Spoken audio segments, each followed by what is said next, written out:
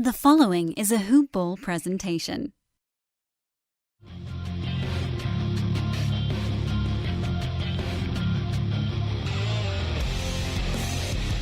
Welcome to the Fantasy NBA Today podcast. Every day a new adventure in the week between the draft and free agency. Things are happening. They're happening, just nothing official. And so we get to take some liberties with how we present these facts, if you even want to call them that. Dan Besbris, Neil Rochlani, your Thursday edition of Fantasy NBA Today. What's happening, everybody? This is, of course, a Hoop Ball presentation. Go to hoop-ball.com to listen to old podcasts. Those are there. If you want to hear other episodes of this show, our good buddy Christian Villery just came out with another episode of the Kings podcast here for Hoop Ball. That's at Hoop Ball Kings. You can follow us on Twitter at Dan Besbris and at Ball with Neil. My man, I only get to talk to you once a week, which kind of sucks. But how have you been? What's up? I've been good. How are you? Good to be back on. I have no idea what to talk about, as I told you earlier before we started. This is an interesting time of year. It's more like just trying to predict random things, I think, more than anything else. Nice foreshadowing. Than any really analysis. So that's good foreshadowing of a game we're going to play later in the podcast. I like what you did there. First thing is, before we dive into having a little bit of fun on here, or really even into the stories that are, I don't want to say breaking, but kind of news continues to take shape over the course of this week, it's important to point out, first of all, anybody that's opting in to a player option, that has to occur by Friday at 11:59 p.m. So we're counting down on that. It's why this whole Kawhi Leonard thing is in the focus right now, not because he has an opt-in, but because of the LeBron side of things. But here's what we're going to do on the podcast. We're going to start with some fantasy stuff. We're going to turn then to Kawhi LeBron because the saga continues here on Thursday. And then we're going to come back to some it's reality. It's just reality basketball that has nothing to do with LeBron or Kawhi Leonard, which I know it sounds insane, but it's actually a thing. That's also happening. And the fantasy that I want to bring up, Neil, is that, Adrian and I had an opportunity to go through some of Brew's 2018 Hoop Ball free agent ranker. By the way, Brew we're talking about is, of course, the great Aaron Brewski, who put together a list of the 73 he felt most interesting free agents of the offseason. And Adrian and I picked some guys that we were kind of keeping an eye on. My guy was Mario Hezonja. Adrian's guy was Montrezl Harrell. The Clippers promptly traded for Marcin Gortat and shot an arrow right through Adrian's heart, I'm sure. Who's your guy on that list of free agents that you feel like people may have forgotten about a little bit, could end up in an interesting spot, and why? I'll pick your brain on that. Yeah, thanks. Yeah, I've heard both of your guys' picks so far and thought they were kind of interesting. I was looking at Brewski's list today, and as I go through it, my whole thing is about value, finding guys who I think can perform well next year, but this year did not do well, or the last couple of years, either because of injury or because of situation or because of whatever you have. So one guy I'm looking at is Nerlens Noel and seeing where he ends up next year. I still think he can be a good fantasy player if he gets the minutes, and I'm curious to see what situation he ends up in. And I know he went in what my reference point was sort of maybe in the 60s last year, and I think he'll fall to the later rounds, depending on the situation. Any thoughts on that? Yeah, I mean, I'm inclined to agree with you. His season was an epic disaster. He played in 30 games this year, which even that feels like that sounds like more than it actually, or than it felt like, I should say. He only averaged 16 minutes a game. That was a career low. He started only 6 of those 30 games and averaged 4.5 points and 5.5 rebounds for the Mavericks this year. And it, honestly, I mean, it felt like it came as a pretty big surprise. He was a guy that I had some hopes for because Dallas traded for him. I mean, they went out and they got this guy, and then they just didn't use him at all. And that felt insane, but I feel like, I mean, Neil, his numbers from back in, it's all still the early part of his career. Dude was born in 1994. But like the first couple seasons in Philadelphia, his defensive stats were crazy. Yeah, he produced some serious fantasy stats, and I thought he was going to be a part of this Mavericks team. I guess there was a big conflict between him, or maybe him and Cuban, or him and Carlisle. I'm not sure what happened in that situation, but clearly he did not get any playing time, and I don't know how much was injury, how much was attitude, and how much was something else that is just never disclosed. So I don't think he'll still be there this year. I think he'll be shipped. I know big men are kind of tough to move in this market, so perhaps he doesn't. But I think if he goes to a place where he can get 22 to 25 minutes, he could be valuable in the fantasy league. I've got one other guy too who I've been looking at. Do you want me to throw that in there now? Yeah, but even before you do, I just want to remind people, right, by the way, what Nerlens Noel did in 31 minutes per game his rookie season in Philadelphia. And I don't know that he's ever going to have that kind of leash wherever he goes. I mean, I guess you could sign on with a team that just wants to turn him loose and see what happens. But he averaged 1.8 steals and 1.9 blocks per game that year. 10 and 8 points and rebounds, and almost 2 and 2 of steals and blocks. And I've gone on crazy rants on this podcast about the rare guys that can get to like 3 combined steals and blocks per game. And his rookie season, he was at, and I'll repeat this, 3.7 combined steals and blocks. His sophomore year, he was at 3.3. I mean, this is a guy that has consistently shown the ability to get to that insane 3 mark of combined steals and blocks. So I'm with you. I guess, we, like always, are curious where guys will get pre-ranked, how that's going to impact where they end up going. Will he end up in a place where he's going to get enough playing time to be significant? But I can't imagine it being any worse than this last year. And that's a great time to go take a flyer on a guy, because when you can say that exact sentence, it couldn't have been any worse, it means they're going to take some kind of hit. Even if it's smaller than expected, they can't possibly go as high as they did the previous year. And 1.8 steals, 1.9 blocks, almost by itself is enough to get a guy into the top 50. So just think about that. All right, who's your other guy? I do want to know.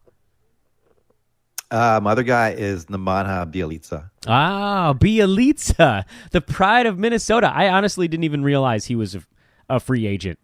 I had no idea until I saw Brucey's list either. I just liked his real NBA game when I watched him play down the stretch when he got some more playing time. His stats set is not great, but I think he's still getting better. And his blocks were like 0.5 in April, if I'm correct.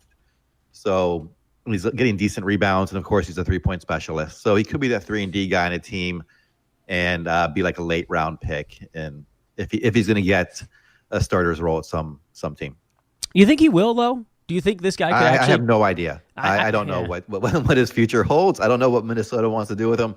I'm just looking to see what happens to him. And in Minnesota, I think he'll be buried on the depth chart, so I don't think he will get enough minutes. But if he goes somewhere else, perhaps. I don't know enough about how restricted free agency works to know whether Minnesota could match any deal for Bjelica, because I think he's restricted, correct? I believe you're correct. Yeah, so, I mean, that's a team that's cash-strapped in a big way because they just poured every cent they had into Andrew Wiggins. I mean, I don't know how they could possibly offer this dude the kind of money that it would take to keep him. Not that he's going to garner this massive contract, but even multiple $1 million a season is more than they can basically afford. And this is something that I didn't realize until 25 seconds ago. Nemanja Bjelica is 30. He's 30 years old. He's only in his 3rd NBA season, but he was 28 when he made the switch. So, it's not like he's going to improve dramatically. This is kind of the guy he is. But to your point, Neil, he had a brief opportunity to start this year when Minnesota was seriously banged up. And he actually had a few games where he was, I'll go so far as to say, not terrible. Not terrible. But the lack of defensive stats, though, does bug me a little bit. I wish that he did something more on that end. The threes, the rebounds are nice, but he's going to need to see a lot of minutes to get to that point. I don't know. Who out there do we think could give him the kind of money to move? Who needs that kind of basketball player and actually has any cash, I guess? Well, my hometown Chicago Bulls, but I don't think he's going to end up down here. They definitely can give away a lot of cash. Oh gosh, that's a very good question. I haven't really thought about places a fit for him. I don't know. And you know what? I didn't realize he was 30, so that kind of changes my opinion a little bit. I didn't know it was his third season in the NBA, so I was a little thrown off by Yeah, that. I didn't know. I didn't know that one either. You and I joining the oh crap, he's 30 squad. I know. So, you know what? That's what it helps to do a little research. Okay, so where might he end up with teams that need cash? Did you know, by the way, and I know that you're looking at some teams right now. Yeah. Thank you to Basketball Reference for this little tidbit. Apparently, he has two nicknames that are considered like enough of a nickname for him to get it on his Basketball Reference page. Belly is one of them, which doesn't surprise me because his last name Bielitsa is hard to say, so they just call him Belly.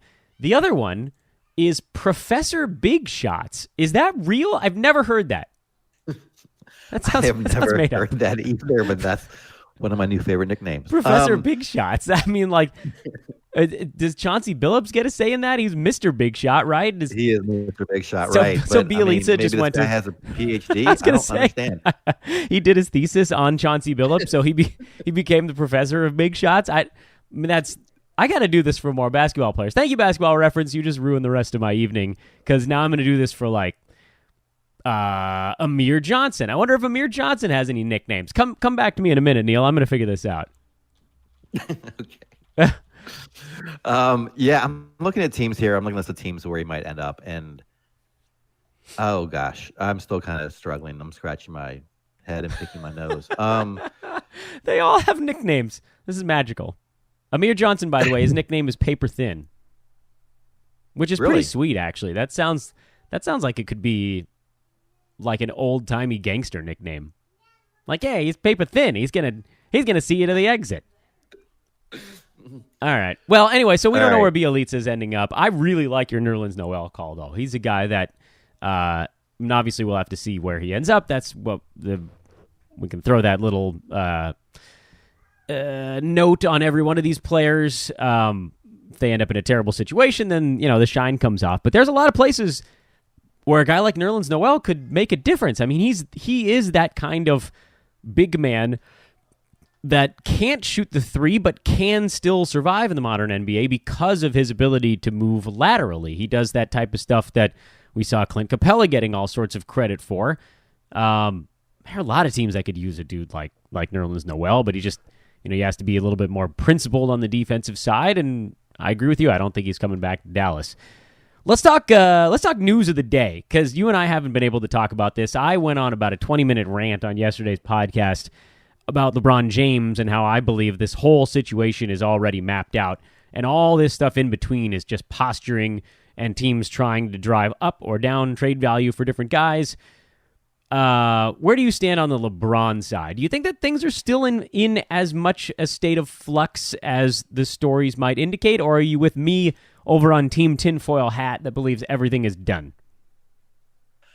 I'm more likely to believe your latter. I mean, everything I've seen about LeBron in his last two free agency moves have been very carefully orchestrated.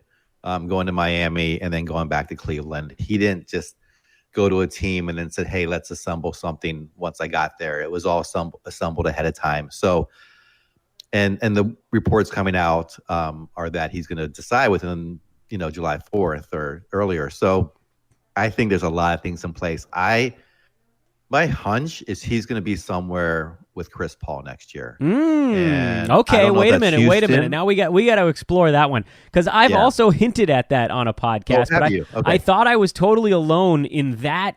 I mean, you and I are like double wrapping the tinfoil hat right now. But I am with you, dude. I have this weird, sneaky feeling that it's the piece that people aren't talking about, not the Paul George, not the Kawhi Leonard, that LeBron is going to be like, hey, listen, come on with, man. You might not be able to get $30 million a year, but you ain't gonna have a better chance to win than with me. I totally agree with you. I just thought we were on an island, or I thought I was on an island. Well, I mean, I don't know if it's necessarily going to be Houston. I'm even open to saying they both go to LA. I don't know what's going to happen. I just think they're both at a place in their careers where they're, obviously looking into the latter part of careers. They've never played together. They're really good friends. They both really admire high IQ players. I'm sure they love to play together. So I just think they're going to make it happen. barring some financial constraint where it doesn't. Did you know LeBron is actually older than Chris Paul by about 5 months? Wait, say it again? He's older than Chris Paul? Yeah, that surprised me too. He's older than Chris Paul, but they're very close in age. They're both 30. They're both 33. LeBron had his 33rd birthday about 5 months before Chris Paul did. Oh, interesting. I always thought Chris Paul came in the league before him. Yeah, I thought Chris Paul was way older. My memory is really fading. Sorry. he just moves like an older man. I thought Belitza was 24. So.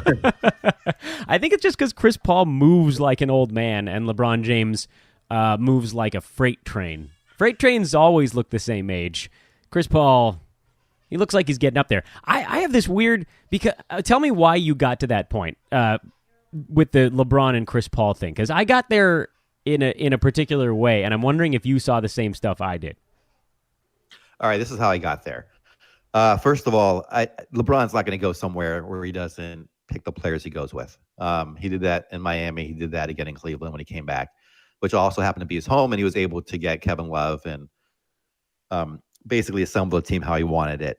I think now he's going to his last destination or one of his last destinations, and he wants to play with someone he's really close to and can really enjoy playing with, and who's also really has a high basketball IQ. And so when I was thinking that and who are some of his closest friends in the NBA and closest peers, I was thinking Chris Paul, who's also a free agent. So, and I just imagine them coordinating something where they go together to a team and play to finish out their next three to 5 years or whatever they have left.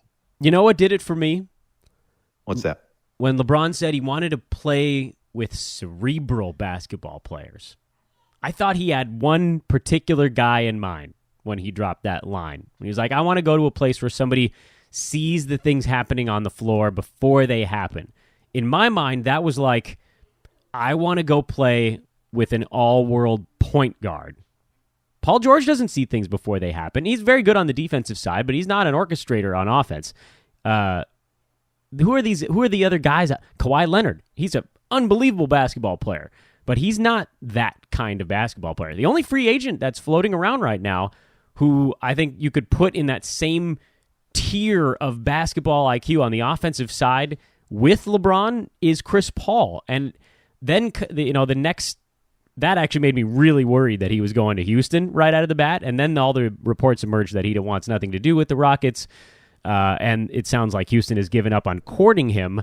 And then I started to think, holy crap, these two dudes are going to go somewhere else. Now, all of this could be totally bunk, but I do like the fact that we've strapped on our tinfoil hats and had a little fun with it. I think there's a decent chance they both end up in L.A. Chris Paul knows the area. He was there for a long time. I'm sure he'd be totally fine with going back to, hell, I don't know, maybe he still has a house there. He hadn't been gone that long. And it would get the Lakers out of needing to bring in Paul George if he's planning to stay in Oklahoma City. Do they trade for Kawhi Leonard? Sure, why the hell not? That could facilitate the whole thing.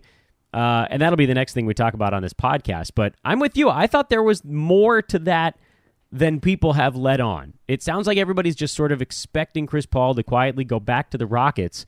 But I don't think it's that simple. I think it's like 60% likely he does stay in Houston. But I think there's about a 35 to 40% chance that Chris Paul goes somewhere with LeBron James. And I'm thrilled that you brought that up without me having to lead into it because I thought I'd be totally insane to talk about it myself. Cheers, my man. Yeah, cheers. Great minds, as they say, right? Or totally bat bleep crazy minds is also a possibility too. Sure. there. That works as well. What do you think about the Kawhi Leonard stuff? Because over the last 3 days, it's been Spurs won't talk to the Lakers. Magic will resign if he can't sign free agents. Lakers might have to give up everybody to get him. Spurs have officially re-engaged the Lakers, and that I think is where we sit right now, is that the shut door is no longer shut. Yeah, let me just go back to also the LeBron and Chris Paul. Okay, the other clue was the Magic comment that said, if I can't get free agents, I'll leave, which I think to me meant he already had this done. Doesn't it feel like it? Although he did say over the next 2 years. He did, I think, just to like cover himself after he realized he said it out loud. But anyway, that's my theory. So Kawhi, I think, is out of San Antonio for sure. It doesn't look like he'll stay there. He doesn't want to be there. The Lakers, I guess, I'm assuming they're his only choice to go to. That I don't know the details of, but if that's the only one he wants to go to, then I guess he will end up there. I'm surprised though that he doesn't want to. I mean, there's so many great opportunities for him to go to. So, do you think he has a chance to go to the Clippers, or do you think it's just the Lakers and nowhere else? I think it's the Lakers. Okay. He's with the amount. Well, I said that, and I said that about Paul George too, and then someone was stonesy enough to take a flyer on him, and maybe it worked out okay. Apparently, he might stay in Oklahoma City. I don't know. He might not. But Kawhi's really, he's lasered in on Los Angeles. He's made it very clear he does not want to play a game for the Spurs this coming season. He wants to go to LA. So he's sort of put the Spurs in a bind that is only being loosened. The vice grip on San Antonio is being loosened ever so gently by this report that surfaced that LeBron doesn't want to be the first superstar on a team. He wants to follow someone. I happen to believe the Spurs put out that story. Is that too crazy for you, or can you join me on that tinfoil island? Oh, wow. I had no idea that you were going that direction. Oh, yeah. That's where I'm headed, man. Yes, I will have to think about that one. That one came out of left field for me. Yeah, man. I got a few curveballs up my sleeve with all this stuff. But one thing about Kawhi that I've always thought about is he doesn't seem like a player who is looking to play with other players. Like, I don't think he's that guy who's saying, I want to play with another superstar or two other superstars. Maybe he does, but I've always thought his game was such that he could just he wanted to be the focal point, and he can do so much, but he's not like engaged like the way LeBron or Chris Paul is with other superstars, if that makes sense. Yeah, I feel like you're right. I mean, LeBron and Chris Paul obviously being part of the Players Association, he's their president right now, right? So he's linked up with everybody, and then LeBron being LeBron, he's got his nine bazillion connections in and around the NBA. So I didn't get that feeling from Kawhi either, but then I also didn't get the feeling that he was going to be a problem child for the Spurs, and then this last season happened. So I don't know. But yeah, my conspiracy theory on that one is basically anytime I read an article about LeBron or Kawhi right now, I'm looking at the article and saying, who benefits from me reading this piece? And the one that talked about LeBron not wanting to be the first player on a team, the clubs that benefit is anybody but the Lakers, basically, because the rest of the places that have had a chance, they say, at LeBron are places like the Boston Celtics, who have this wonderful foundation, the Sixers, they've got all their young guys, the Rockets, who have two superstars already.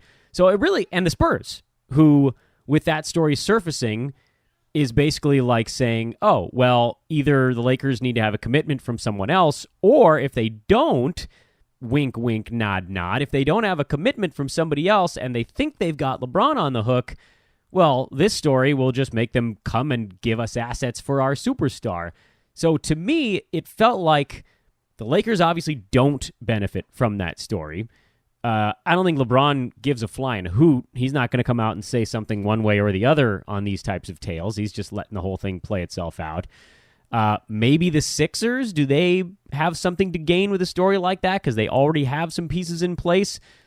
It feels like any one of those teams that gain could leak a story like that because it's going to get traction in the era of LeBron.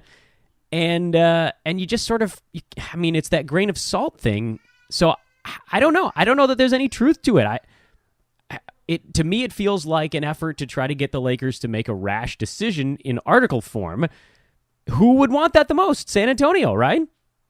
Yeah, that makes perfect sense when you explain it that way. San Antonio, maybe Philadelphia, maybe someone else who's in the position as well is trying to get LeBron, who already has superstar talent that can get him to a championship, or at least back to the conference finals. So it's a little crazy, I know. No, it's smart because who is going to benefit from that statement? Certainly not the Lakers. And right now they seem to have every advantage going for them since everyone wants to play in your hometown hometown or adopted town? For which player? Kawhi? For you. Oh, for me, this is my hometown. Yeah. For Mr. Besbris' born and hometown. raised, man. I grew up right by the Los Angeles airport. Very close to it. We had planes taking off and landing over our house. Oh, interesting. That reminded me of some other story. Anyway, so I'm gonna I feel like I need to hear it off air. No, it's just from something I heard on the podcast. Anyway, yeah. So Kawhi wants to go there. Paul George talks about going there. LeBron talks about going over there. Chris Paul tried to go there at one point. So when you have all those great players that want to go there.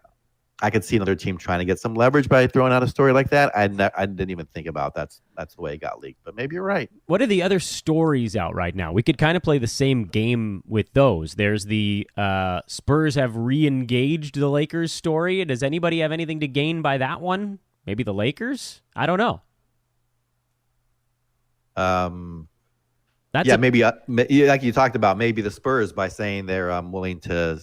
Well, if Kawhi doesn't want to go anywhere else, like we were talking before about getting other teams engaged so they can try to get other bidders. If he's willing to go to another championship contender besides. Yeah, I guess it's Lakers. a possibility. You talk about one more team being included, and yeah, I suppose it could drive the price up. So that could be the Spurs too, saying, "Hey, we're not." Do you believe these? I'm sorry. Do you believe these reports that DeAndre Jordan may go to the Mavericks? For real this time? Yeah. Dude, I love the NBA. That's the craziest thing. Why do they even still want him? I mean, it seems like he actually took a step back last year. I know, but I just saw a report saying that they're really trying to make this happen this year, which I thought I just pictured Mark Cuban being a very spiteful man and not wanting ever to get DeAndre back to go after DeAndre again. But I agree. What if they traded for him just to flip him to like some horrible destination? Maybe that.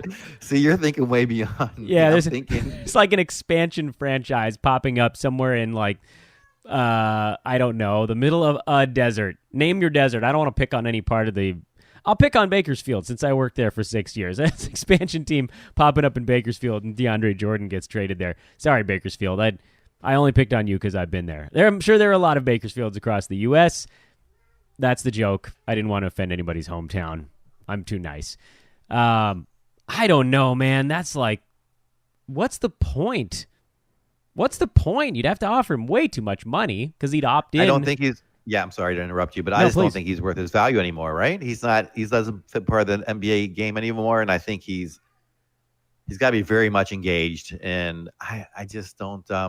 I would not want to go after a player like that in today's game. Yeah, Chris Paul turned him into the value that he is right now. I mean, he's a very good player. He's been very durable. He's a terrific rebounder, but I mean, he cannot even the tiniest bit create his own shot on the offensive side. He has zero range. He's good in the modern NBA, but he's definitely not great. I don't know. I feel like maybe the only reason for Dallas to go get him is just to prove that eventually they could. Other than that, hey, by the way, you think, here's your spoiler alert, Brewski doesn't disagree with us on that one. He's got him way down the list on his list of free agents that he likes. I forget exactly where he is, but I guess he's not a free agent, but I feel like he's pretty far down there, right? Player option.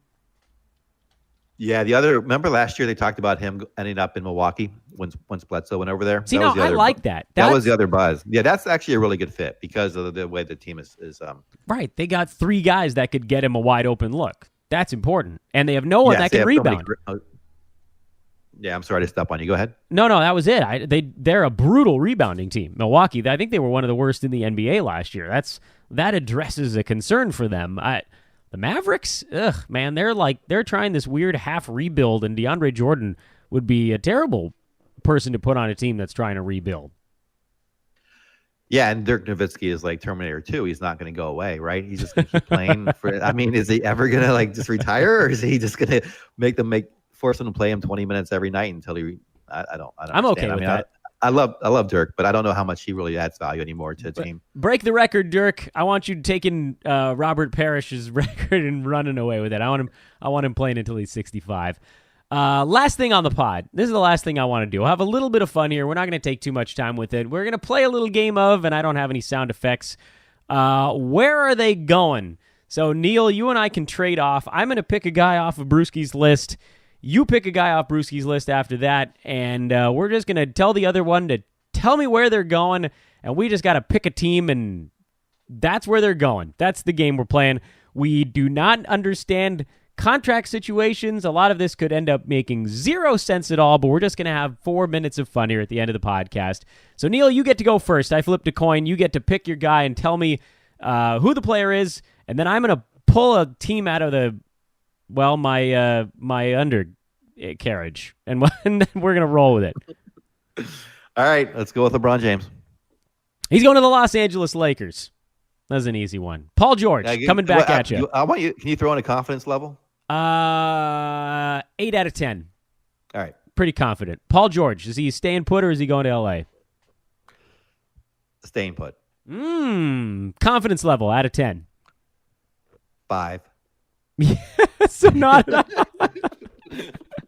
So then Sorry, 5 out I'm of trying to be honest. I'm just like 5 so I guess it's 5 out of 10. He's going to L.A. Then you're right on the fence. 5.01 out of 10. We can get you in that direction. All right, 6. Okay, all right. That's better. Who you got next for me? Chris Paul. He's staying in Houston, despite my tinfoil hat. I think he's staying put. Okay. And yeah, fairly confident of that. Let's see here. What about Will Barton? We've heard a few possible destinations for him. Oh, God, that's a good one.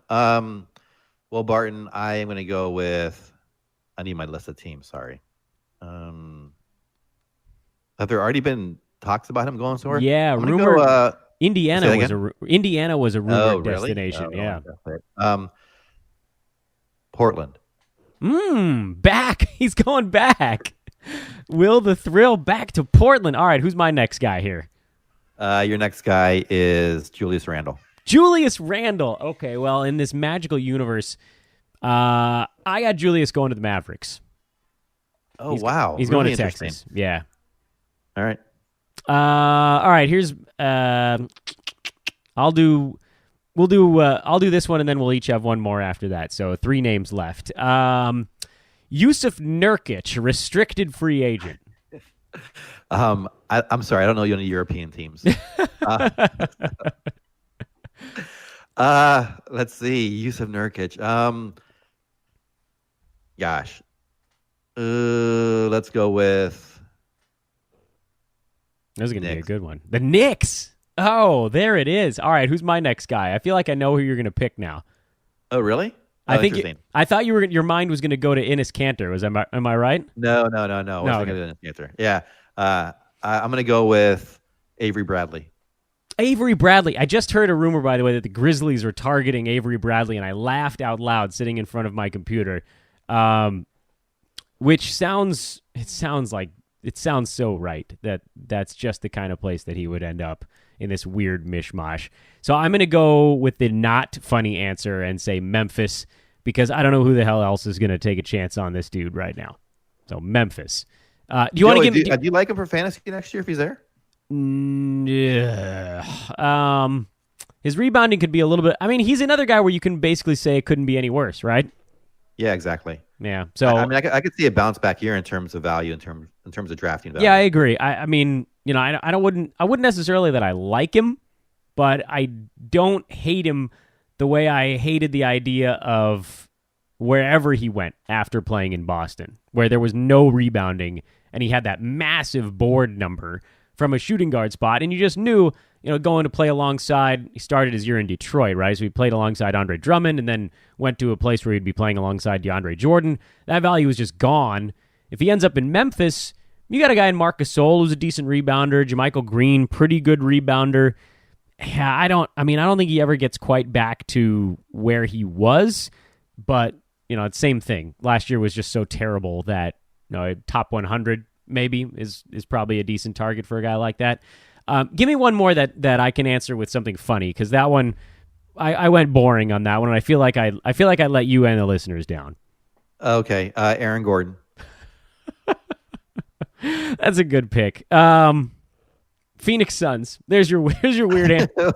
I've actually heard that as a possibility. Have you really? That'll be. Oh, yes. That's well, that'll be really funny if it's true. Yeah, okay. Just chuck it. Oh, everybody chuck it. Everybody, no player development. I want hot potato. I want you going ball to rim every moment of every game. Forget what's the D'Antoni book, 7 seconds or less. I want 4 seconds or less on offense. Go Phoenix. All right, here's my last one for you. It is. Got to make this one good. It is. Oh, man, I'm having Isaiah Thomas. I got to go with IT. No clue. I'm gonna have to. Well, if LeBron comes to LA, they're gonna have to get rid of him. Because they can't be together. I say he goes to, let's say, Brooklyn. Brooklyn. There you go. Stamp it. We're 100% right on all of these predictions. You heard it here. All right. So I want to give you one more that might be. I'll give your guy your Thatitude. Oh, yeah, man. That's a rough one. I really hope he ends up back in Indiana because that'd make my life so easy. But with Indiana apparently making runs at Will Barton and Tyreek Evans, I don't know that they're going to have the cash left for Thad Young, although I guess they did have a ton of cap space this last year. I'm going to optimistically say he's back in Indiana because that's where I would put him back in my Besbris bunch.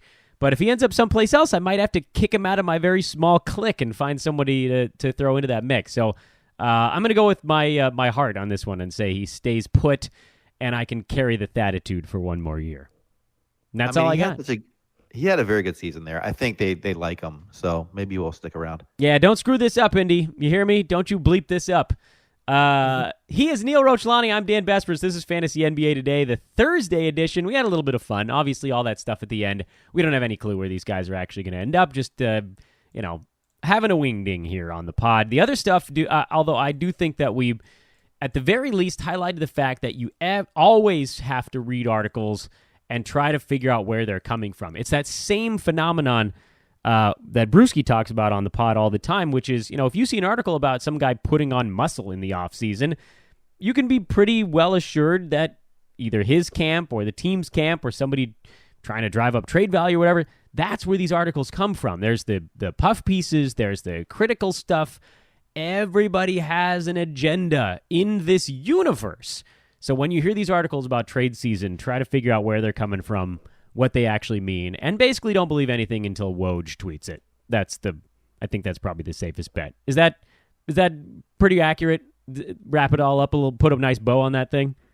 Yeah, there's so many of these reports that are biased in the sense that there's someone who's trying to create a message. It's not just about, they may be true, but there's someone who's trying to has an agenda behind it, as opposed to someone like Woj, who is just really trying to get the truth. I want to say one more thing. My Twitter handle is Ball with Neil, and Adrian, I would love to take questions tomorrow. So if you have any questions, please tweet at me or Adrian at Adrian Benjamins, or if you just want to say nasty things, that's fine too. There you go. Let's get a mailbag going, guys. And if you're already following me, you can tweet the question to me, and I'll forward it along to these guys. However you want to get it to us, you can tweet it at Hoopball Fantasy. Also, any of these ways are a-okay. It's off season. It's time to get weird. He's Neil. I'm Dan. Have a lovely Thursday. Adrian and Neil back with you tomorrow to finish up the week. So long.